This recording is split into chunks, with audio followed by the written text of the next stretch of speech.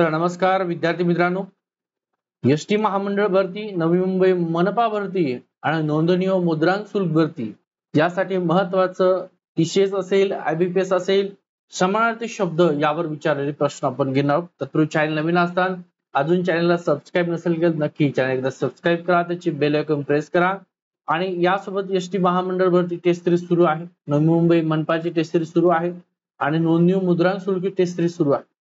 Description मध्ये link आहे, जाऊन तुम्ही त्या ठिकाणी ती परचेस करू शकता. ठीक आहे, चला तर बघूया. पहिला जो शब्द आहे समानार्थी शब्द मराठी व्याकरण, यावर तुम्हाला सर्वाधिक क्वेश्चन विचारले जातात. आता पार्वती या शब्दाचा समानार्थी शब्द कोणता, असा प्रश्न आहे. हा प्रश्न आहे, पार्वती या शब्दाला समानार्थी नसलेला कुठला शब्द आहे?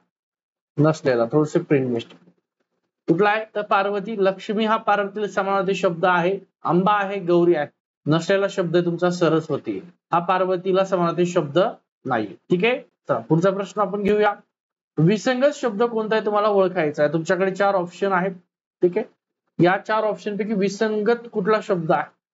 तडित म्हणजे वीज, विद्युत म्हणजे वीज आणि सौदामणी म्हणजे सुद्धा वीज, हे सगळे तीनही शब्द कोणाला, वीज या शब्दाला समानार्थी आहे. आकाश हा शब्द, खग म्हणजे आकाश, ठीक आहे, दब म्हणजे हे आकाश, या ठिकाणी तुमचा करेक्ट आहे, म्हणजे हा विसंगत आहे. तडित, विद्युत, सौदामणी सगळे समानार्थी एकमेकाला आहेत. याचं स्पष्टीकरण सुद्धा तुम्हाला दिले बघा. वीज हा जो शब्द आहे याला तडित, विद्युत, सौदामणी आणि चपला हे समानार्थी शब्द आहेत. आकाशला आभाळ, प्रेम, नभ, नभोगण, वितान, गगन, अंतरिक्ष आणि रव हे समानार्थी शब्द आकाश या शब्दासाठी आहे. सर्वाधिक तुम्हाला विचारलेले प्रश्न. आता पावक या शब्दाला पुढील कुठला समानार्थी शब्द नाही? बघा, पावक या शब्दाला कुठला शब्द आहे जो समानार्थी नाही म्हणताय? ठीक आहे, 4 तुमच्याकडे ऑप्शन आहेत बघा. पल्लव आहे का नाही? पावक म्हणजे अग्नी, काय पावक म्हणजे अग्नी समानार्थी शब्द आहे. अनल म्हणजे सुद्धा अग्नी आणि वंडी म्हणजे सुद्धा अग्नी, हे तिन्ही शब्द या पावकला समानार्थी शब्द आहे. पल्लव हा शब्द समानार्थी नाही. पल्लव म्हणजे त्या ठिकाणी पालव, ज्याला आपण पालव म्हणतो, पदर म्हणतो, पालवी म्हणतो, तसं पल्लव. ठीक आहे, हा समानार्थी नाही. याचे कुठले, पदर आणि पालवी हे पल्लवचे समानार्थी शब्द आहे. पावकसाठी अग्नी, वन्नी, अनिल, विस्तव, वैश्य, नर हे सगळे अग्नीसाठी समानार्थी शब्द आहेत. त्याच्यानंतर सूर्य या शब्दाला कुठला समानार्थी शब्द आहे? सूर्य शब्दाला समानार्थी असलेला शब्द तर पहिला जे सविता म्हणजे सूर्य, मनुज नाहीये, सिंधू नाहीये, नंदन नाहीये. आता याला कुठले वेगवेगळे ते पण याचं स्पष्टीकरण आपण बघूया. बघा, तर सूर्य हा जो शब्द याला समानार्थी शब्द कुठला आहे तर सविता, भास्कर, मातरंड, रवी, आपण म्हणतो ना रवी, भास्कर, खगाय, सूर्याय, हिरण्यकशिगर्भाय, सगळे सूर्याचा समानार्थी शब्द आहे. भानू, आदित्य, हे कोणासाठी, दिनकर, रवी, हे सगळे कोणासाठी समानार्थी शब्द आहेत तर सूर्यासाठी. मनुज हा शब्द याला मनुष्य किंवा मानव म्हणतात. सिंधूसाठी समुद्र, अर्णव, रत्नाकर. ठीक आहे, पय म्हणजे पाणी आणि पयध्वर म्हणजे समुद्र सुद्धा. नंदन या शब्दाला नंदन म्हणजे मुलगा, तनय, आत्मज, सूत हे सगळे समानार्थी शब्द आहेत. पुढचा प्रश्न घेऊया. बघा, धनुष हा जो शब्द दिला त्या धनुष शब्दाला समानार्थी नसलेला शब्द कुठला? चाप म्हणजे धनुष्य करेक्ट आहे. कोंदंड म्हणजे धनुष्य आहे. तीर कामटा म्हणजे सुद्धा धनुष्य आहे, म्हणजे नसलेला समानार्थी शब्द आहे आमोद. आमोद म्हणजे काय, सुख. आमोद याचा अर्थ काय होतं बघा, आमोद म्हणजे आनंद, सुख, सुवास, सुगंध हे आमोद साठी समानार्थी शब्द. आणि धनुष्यसाठी चाप, तीरकमठा, कोदंड, धनु आणि कारमुक हे शब्द धनुसाठी समानार्थी शब्द आहे. आता बघा, तडाख या शब्दाला समानार्थी शब्द नसणारा कुठला शब्द आहे? तडाख म्हणजे काय तिथं बाबांनो, 3च पर्याय दिसतात, 4 पर्याय दिसतात तुम्हाला. तडाख नसलेला तलाव, सरोवर आणि कासार. तडाख म्हणजे काय, तलाव, सरोवर आणि कासार हे शब्द सराव दिसतात. तलाव, सरोवर, कासार. नसलेला कुठला आहे तर पय, हा त्याला समानार्थी शब्द नाही. मग पय हा जो शब्द आहे, आता याचा पय याचा नेमका अर्थ काय? काय पय, चल बघू याचा आपण. पय म्हणजे पाणी. पय म्हणजे काय, पय म्हणजे तुमचं पाणी, जल, नीर, तोय, उद्रक, सलील, वाटी हे समानार्थी दिले तुम्हाला, दाखवतो इकडे समोर. बघा, तडाख म्हणजे काय, तलाव, सरोवर, कासार, सारस, तडाग. हा, आणि पै म्हणजे काय, पाणी, जल, नीर, तोय, उद्रक, सलील, वट, हे सगळे पाण्यासाठी समावेश शब्द आहे.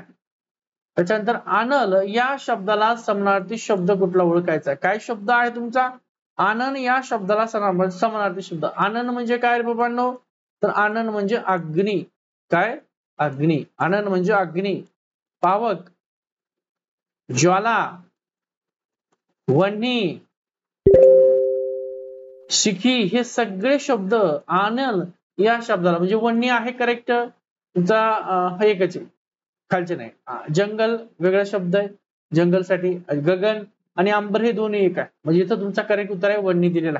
आता बघा जंगल, आनन, जंगल, अंबर आणि आनल सुद्धा बघूया. आनलला सगळे समावेश शब्द वन्ही, आणि याला स्टार करा, हा सगळ्यात जास्त विचारलेला प्रश्न आहे. वन्ही, अग्नी, पावक, शिकी आणि ज्वाला. जंगलसाठी कानन नाही कानन, आरण्य, रान, आरवी, विपिन आणि वन हे शब्द आहेत. कारण एकदा बघूया. अंबरसाठी गगन, विनान, आकाश, रव, तारांगण, सगळे अंबरसाठी समानार्थी शब्द आहेत.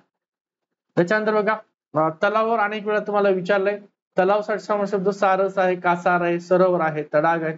आताच पाहिलं. मुखसाठी आनन म्हणजे मुख, ते आनन वेगळा. बघा पुढे घेऊ थोडं. आनन, आनल आणि आनन. बघा आता हा शब्द आहे आनल, ज्याचा अर्थ होतो अग्नी. काय होतं, अग्नी. आणि हा आहे आनन, ठीक आहे, याचा अर्थ होतो मुख, वदन, तोंड, तुंड, तोंड, वक्र, हे सगळ्या. हरिणी शब्दाला मृग, कुरंग, सारंग, हरणासाठी समावेश शब्द आहे. रक्तासाठी रुधिर, रगत, आसू, सोनित आणि आसूत लक्षात ठेवा. पुढे दिलेल्या शब्द जोडीतून समानार्थी योग्य असणारी जोडी कुठली ती निवडायची, योग्य जोडी. ठीक आहे. पुत्र, तनुज ही पहिली जोडी योग्य आहे. अमर आणि मर्त्य हे एकमेकांच्या विरोधातील जोडी आहे. अग्नी आणि पवन, अग्नी आणि पवन म्हणजे काय, तर वारा, हे आहेत का समानार्थी, नाही, आणि विरोधात यांचा काय मिळत नाही. सूर्य आणि नृप हे सुद्धा वेगळे, याचा काही संबंध नाही. ठीक आहे, म्हणजे करेक्ट तुमचा आहे हे समानार्थी पुत्र, तनुज. ठीक आहे. बघा पुत्रासाठी समानार्थी शब्द कोणते आहेत, पुत्र म्हणजे तनुज, तनय, नंदन, स्तुत, पोरगा, मुलगा. अग्नीसाठी आताच पाहिले आपण आनल, आणि आनन म्हणजे तोंड, आनन. पावक, वन्नी, वैशानर, अंगार, ज्वाला, पवन, वायू, मरुत, हवा, अनिल. बघा आनन, आनल म्हणजे अग्नी आणि अनिल म्हणजे वारा, याच्यामध्ये कन्फ्युज खूप होतं. ठीक आहे. अनिल, समीर आणि समीरन, वाऱ्यासाठी, समीर सुद्धा वाऱ्यासाठी, समीरन सुद्धा वाऱ्यासाठी. अमर म्हणजे निर्जर, त्रिदश, विबुध, ईश, परमेश्वर. मृत्य म्हणजे मरणारा, मरणास पात्र असलेला. हे नृप आहे, नृप आहे, नृप, नृप म्हणजे राजा, राय, नरेंद्र, नृप आणि नरेश. कोणासाठी, नृपसाठी समानार्थी शब्द आहे. त्याच्यानंतर रात्र हा शब्द दिला, या रात्र शब्दाला समानार्थी असलेला शब्दाचा गट थोडस बाजूला घेतो. ओके, थोडस छोटं करतो याला. बघा रात्र हा शब्द दिलाय, या रात्र शब्दाला समानार्थी असलेला शब्द कुठला आहे, रात्र. कोणता, प्राची, शशिनी, उषा, संध्या, समिश्रा, उषा. रजनी म्हणजे रात्र, निशा म्हणजे रात्र, आणि यामिनी म्हणजे सुद्धा रात्र. हा तुमचा करेक्ट शब्द आहे. आता बघा रात्र या शब्दाला समानार्थी असलेले शब्द, रजनी म्हणजे रात्र, रात म्हणजे, यामिनी म्हणजे, निशा म्हणजे, विभावरी म्हणजे, आणि शर्वरी म्हणजे सुद्धा रात्र होत. प्राची म्हणजे पूर्व दिशा, संध्याकाळ म्हणजे सायंकाळ, उषा म्हणजे पहाट, समिश्रा म्हणजे अंधारी रात्र, आणि शशिनी म्हणजे चांदण्याची रात्र. हे सगळे लक्षामध्ये ठेवा, महत्वाचे. आता लक्ष्मी हा जो शब्द आहे, त्या लक्ष्मी शब्दाला समानार्थी नसलेला ओळखायचा. काय, समानार्थी नसलेला शब्द आपल्याला ओळखायचा आहे लक्ष्मी या शब्दाला. तर कमला म्हणजे लक्ष्मी आहे, रमा म्हणजे लक्ष्मी, वैष्णव म्हणजे लक्ष्मी, ज्योत्स्ना म्हणजे नाही. ज्योत्स्ना म्हणजे त्या ठिकाणी लक्ष्मी होत नाही. त्याचं बघूया व्यवस्थित. तर बघा ज्योत्स्ना म्हणजे तुमचं चांदणे, कुमुदी, चंद्रिका, आणि लक्ष्मी, कमला, रमा, वैष्णवी सगळे लक्ष्मीसाठी समानार्थी शब्द आहे. त्याच्यानंतर अमृत हा जो शब्द दिलाय, या अमृत शब्दाला खालीपैकी समानार्थी कुठला शब्द या चार पैकी तो ओळखायचा आहे तुम्हाला. कुठला? अमृत शब्दाला समानार्थी शब्द कुठला? सुधा, पियुष, संजीवनी, गोड. आता अमृत या शब्दाला समानार्थी नसलेला शब्द विचारायचा. काय? नसलेला. बघा, अमृत या शब्दाला समानार्थी नसलेला शब्द कुठला निवडायचा आहे? तर बघ, गोड आहे का? तर गोडचा अमृता काही संबंध आहे की नाही? सुधा म्हणजे अमृत होतं, पियुष म्हणजे अमृत होतं, संजीवनी म्हणजे सुद्धा त्या ठिकाणी अमृत होतं. हे अमृताला समानार्थी शब्द आहेत, तीन. गोड नाही. आता ओनामा या शब्दाला पुढे कुठला अर्थ आहे? ओनामा करणे म्हणजे काय करणे? ओनामा करणे म्हणजे काय करणे?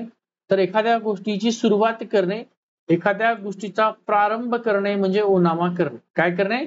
सुरुवात करणे, प्रारंभ करणे. हा महत्वाचा शब्द आहे. तुमचं 17चं करेक्ट. पुढीलपैकी चुकीची जोडी कुठली आहे तुम्हाला ती ओळखायची. कुठली जोडी? चुकीची. बघा, खून आणि चिन्ह हे करेक्ट एकमेकांच्या समानार्थी आहे.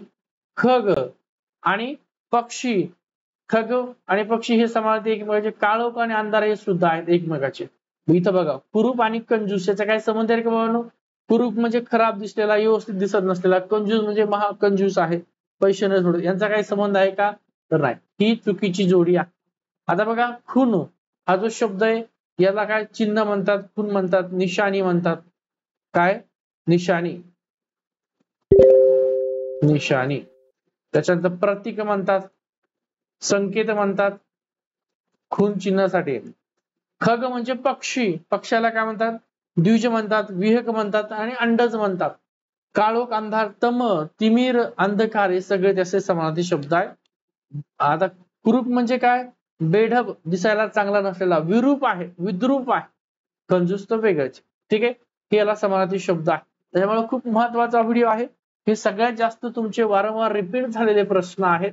त्यामुळे हा व्हिडिओ आवडला असेल यात काही शंका नाही. व्हिडिओ आवडला असेल नक्की व्हिडिओ लाईक करा, शेअर करा आणि सबस्क्राईब करायला अजिबात त्या ठिकाणी विसरू नका.